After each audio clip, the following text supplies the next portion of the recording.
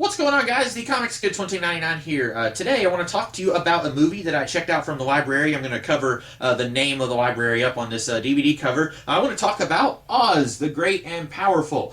This is directed by Sam Raimi, starring James Franco, Mila Kunis, Rachel Wise, and Michelle Williams. You've also got some minor characters played by Zach Braff and Joey King. And I thought this movie was pretty good. It was all right, I'll say. And I was reading up on some of the critical reception of this movie, and apparently a lot of people really tore this movie to pieces. They said that one of the big things that I kept hearing when I was reading up on this movie was that people thought that it did not measure up to this movie, the 1939 film version of The Wizard of Oz. And I should go ahead and point out, I am not the biggest fan of The Wizard of Oz movie. I like the lore of the world that L. Frank Baum created with the Oz books that is touched on a little bit in this movie. But the movie itself, part of it is I am just not the biggest fan of musicals. Really don't like musicals, and so that's my fault for going into The Wizard of Oz as an adult. I watched the movie a lot when I was a kid, and I loved it when I was a kid, but then I had gone like 15, almost 20 years without seeing the movie, and then I watched it last year, and it just didn't hit me like it did when I was a kid. And so I thought it was weird that there were critics who were comparing Oz the Great and Powerful to the Wizard of Oz movie, saying, well, it doesn't hold a candle to that one,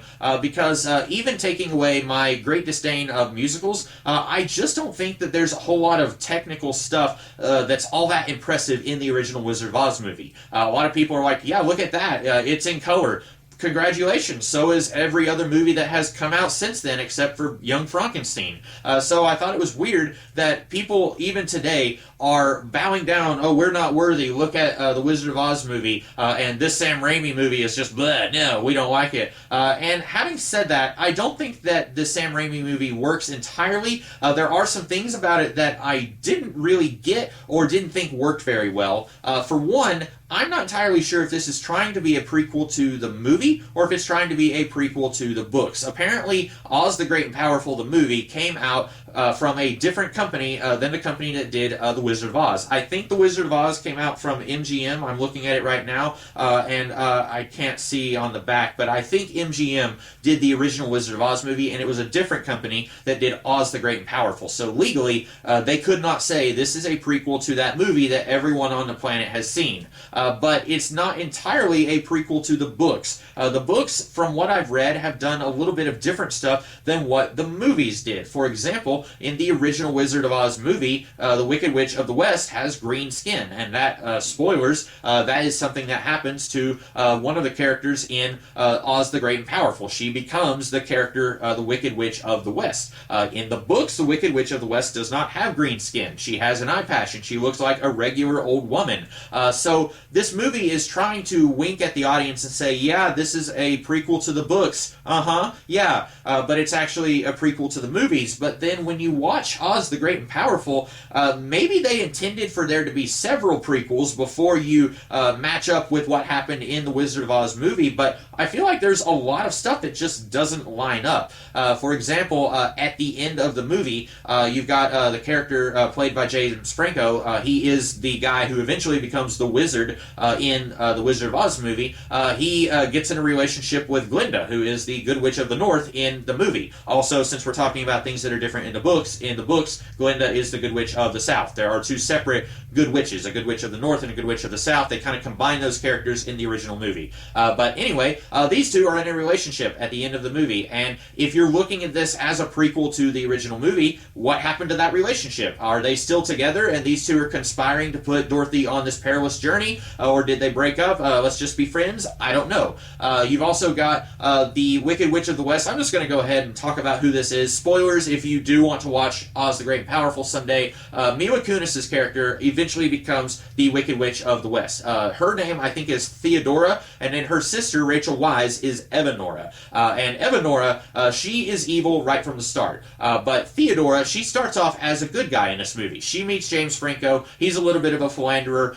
He kisses on her a little bit. I guess maybe it's implied that they slept together, although you don't see that. This is a kids movie, but maybe they slept together because then the next thing you know, she's talking about how the prophecy says you're going to be a king and I'm going to be your queen. That makes a little bit more sense if he deflowered her, if he kind of, did some stuff with her that she's never done with anyone before, and then she thinks that he's two-timing her with another witch. Her sister kind of tricks her into thinking that Oz the Great and Powerful is no longer interested in her, and so Theodora, played by Rachel Wise, she tricks Theodora into eating this apple that turns her into the green-skinned Wicked Witch of the West. And so basically, one of the worst villains in all of film history, definitely one of the most well-known, becomes a bad guy because she was scorned by a guy that she likes. And she's also corrupted by her sister, so it's a little bit more layered than that.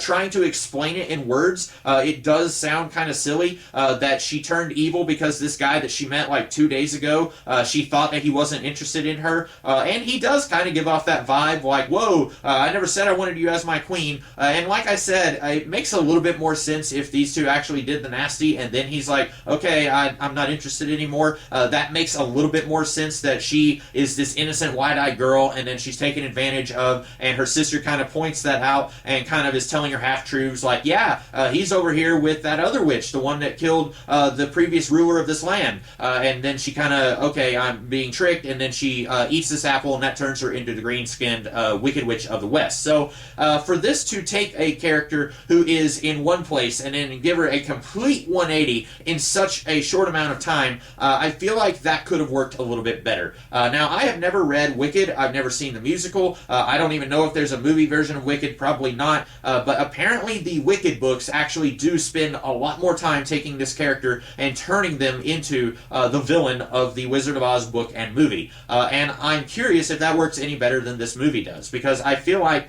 this movie needed a little bit more time for her transformation.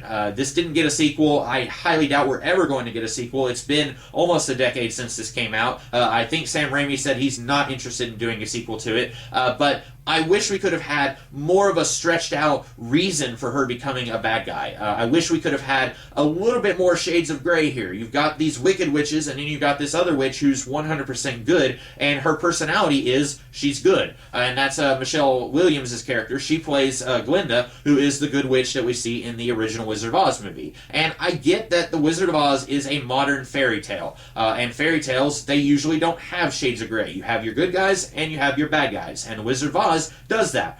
You got Dorothy, she's a good guy. The Scarecrow, the Lion, the Tin Woodsman, if you're reading the books. In the movie, it's just the Tin Man. They are good guys. Glinda is a good guy, allegedly. And then you've got the Wicked Witch of the East and the West. They are bad guys, and there is no humanization of these characters. You don't get to flesh them out and explore why the Wicked Witch is evil. You don't really get to do that in a children's book from the early 1900s. It's just, okay, we're taking these old fairy tales from 200 years ago, and we're kind of updating it a little bit and saying that the princess is from Kansas instead of living in a castle with really long hair or something like that. So I get that Sam Raimi was probably trying to do something in that same vein.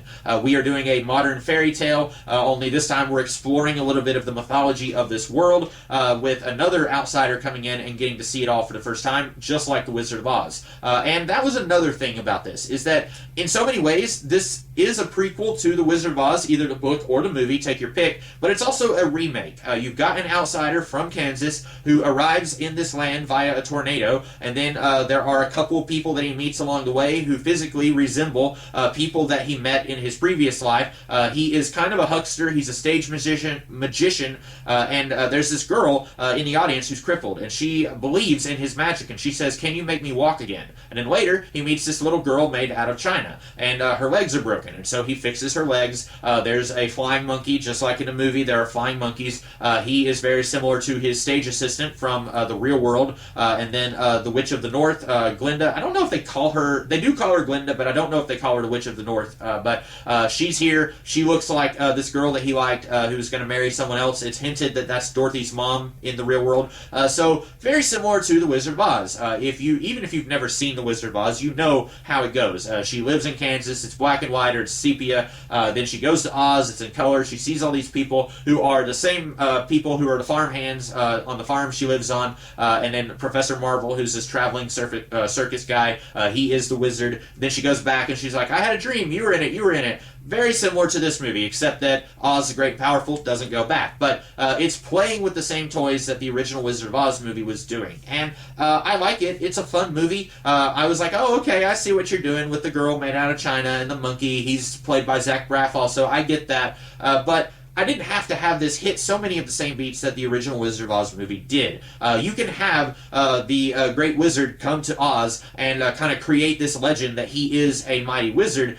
You can do that without also making it feel like you are doing a straight-up remake of the original movie. And this also does the thing where the real world is black and white, and then you get to Oz and it's in color and it's widescreen. I did not like when we were in the real world and the aspect ratio. It was like half of my TV screen. It was the whole movie is in widescreen, so already you've got those black bars at the top of your screen and the bottom of your screen. But then in the real world, it's also chopping off a good chunk of the left and right of your screen. So it's taking up just a very small part of your TV screen when it's in the real world, and then the screen widens and it's taking up a little bit more of the aspect ratio when it's in Oz. But anyway, I liked this movie, but like I said, I don't buy it as a prequel to the movie because there are so many things that I feel like don't really work. Like, is this supposed to line up exactly with the beginning, or was this supposed to have more sequels that would eventually line up more